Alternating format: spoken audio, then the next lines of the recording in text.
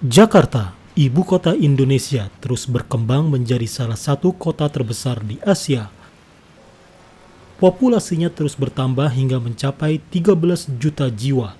Seirama dengan itu, Jakarta juga menjadi salah satu kota termacet di dunia yang berakibat pada meningkatnya pencemaran udara.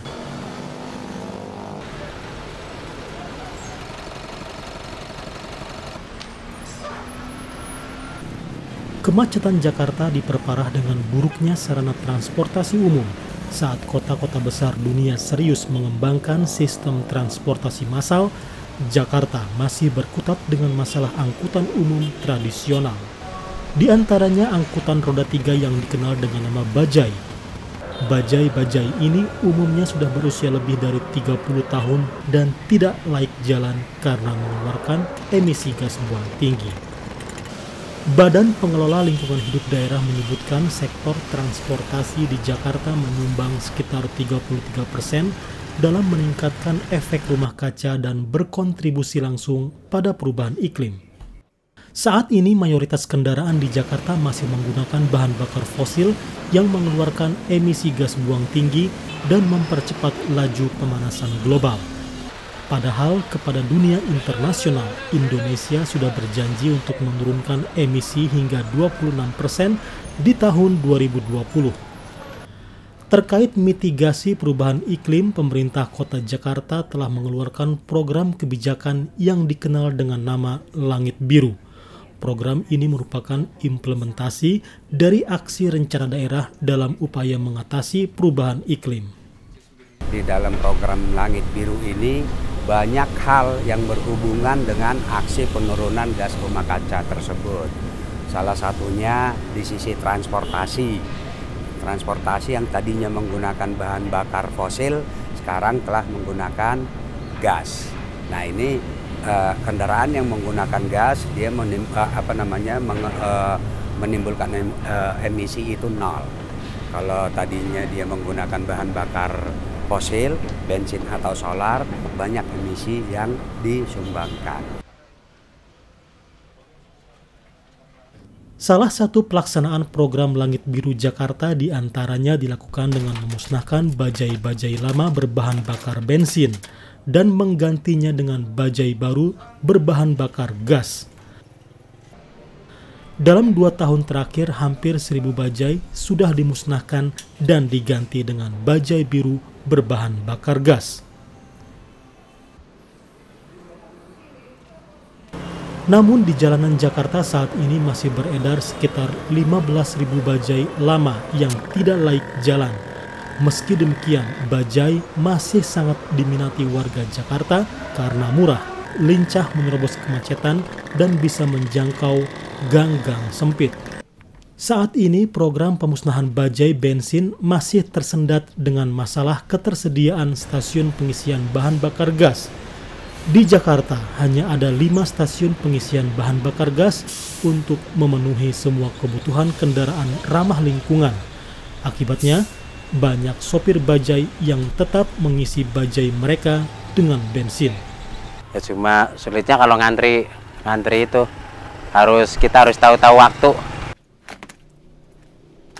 Selain memusnahkan bajai-bajai bobrok, program Langit Biru juga diimplementasikan dalam peningkatan sarana transportasi massal, yaitu bus Transjakarta.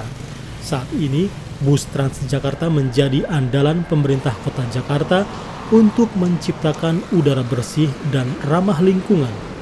Bus-bus Transjakarta ini diproyeksikan untuk menggunakan bahan bakar gas.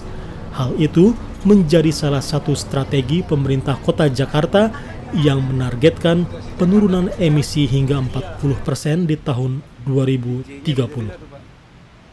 Untuk menurunkan efek gas rumah kaca telah disatukan atau diintegrasikan dengan program tiap-tiap SKPD yang ada hubungannya dengan gas rumah kaca tersebut. Seperti contoh, untuk yang paling dominan ya dari sisi transportasi, penggunaan bahan bakar dan penggunaan kendaraan bermotor, ini nanti akan menjadi program menetap dan melekat di Dinas Perhubungan. Di mata aktivis dan pemerhati isu lingkungan hidup di Indonesia, program Langit Biru yang digagas pemerintah Kota Jakarta belum menyentuh esensi permasalahan dan tidak cukup signifikan dalam upaya mengurangi laju emisi serta program mitigasi perubahan iklim. Wahana Lingkungan Hidup Indonesia, WALHI, menilai pemerintah Indonesia belum memiliki komitmen, strategi, dan rencana aksi yang matang terkait program mitigasi perubahan iklim. WALHI melihat apa yang dilakukan pemerintah belum maksimal dan masih berjalan sendiri-sendiri. Kurangnya komitmen pemerintah Indonesia dalam upaya mitigasi perubahan iklim itu terlihat dari kebijakan fiskal yang pasif dan tidak terarah. Kalau kita lihat dari Badan Koordinasi Fiskal di Indonesia sebenarnya kan artinya pimpinan dari Badan Koordinasi Fiskal ini menjadi board member di Green Climate Fund. Nah, sampai sejauh ini kita belum melihat misalnya upaya Indonesia di dalam hal ini, bagaimana kemudian desain apa yang mau didorong oleh Indonesia terkait misalnya bagaimana kemudian membangun pendanaan iklim di Indonesia untuk mendukung upaya mitigasi maupun adaptasi. Yang ada kemudian kita justru melihat banyak driving ya jadi menunggu apa perkembangan dari luar dan kemudian menyodorkan sesuatu, dalam hal ini misalnya ngikutin tren yang berlaku di luar. Tapi tidak ada upaya misalnya bagaimana kemudian mencoba untuk membangun itu berdasarkan kemampuan Indonesia sendiri. Pendapat tersebut dibantah Kepala Pusat Pembiayaan Perubahan Iklim dan Multilateral Badan Kebijakan Fiskal, Irva Ampri. Irva menegaskan pemerintah Indonesia memiliki komitmen kuat dalam upaya mitigasi perubahan iklim. Banyak hal yang sudah dilakukan, diantaranya dengan membuat sejumlah kebijakan seperti pengurangan pajak dan bea masuk untuk komponen sarana transportasi massal ramah lingkungan. Nah, kita sangat mendukung kebijakan ini, dan kita itu berupaya ya menyediakan dukungan, apakah dari sisi pembiayaan, keberpihakan misalnya ya, dari sisi kebijakan gitu ya. Nah, itu kita akan terus lakukan. Nah, untuk mendukung Pemda Jakarta diantaranya kan kita juga mendukung proyek MRT. Nah, proyek MRT tadi kan itu cukup besar kan ininya, anggaran biayanya kan. Nah, itu kan pemerintah sampai menanggung kalau tidak salah 45% daripada selisih kerugian operator karena mengoperasionalkan MRT.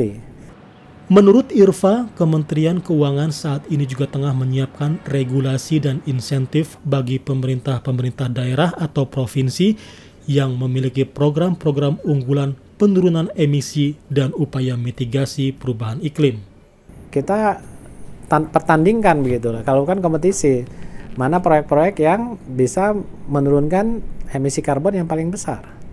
Nah, kita akan buat skema seperti itu. Jadi bagi daerah yang memang berkomitmen untuk menurunkan emisi karbonnya di program rencana aksi daerahnya, ya kita akan berikan ini insentif untuk itu. Namun menurut Wahana Lingkungan Hidup Indonesia, regulasi dan kebijakan tersebut belum teruji di lapangan. WALHI melihat ada banyak kesenjangan koordinasi dan implementasi antara pemerintah pusat dan daerah. Otomatis program mitigasi perubahan iklim dan penurunan laju emisi masih sering dianggap sebagai slogan. Model koordinasi di kita itu seolah-olah kalau tidak ada perintah maka tidak akan ada koordinasi. Jadi sangat gimana kalau misalnya bicara model koordinasi yang ada, terlihat sekali bahwa semua merasa bahwa mereka yang harusnya mengambil keputusan. Jadi antar instansi itu ada semacam ego yang kemudian tidak tersambungkan. Ini yang problem dalam hal koordinasi menjadi salah satu problem yang utama. Untuk problem berikutnya adalah seperti saya bilang tadi, kapasitas. Nah, ini yang jadi problem mendasar perubahan iklim mereka tidak paham, ditambah kemudian problem-problem tentang kapasitas yang masih rendah, dan juga problem lainnya ego antar instansi atau ego sektoral ini yang tidak mampu dicairkan. Program Langit Biru yang diluncurkan pemerintah Kota Jakarta hanyalah sebagian kecil dari upaya Indonesia untuk mengurangi laju pemanasan global.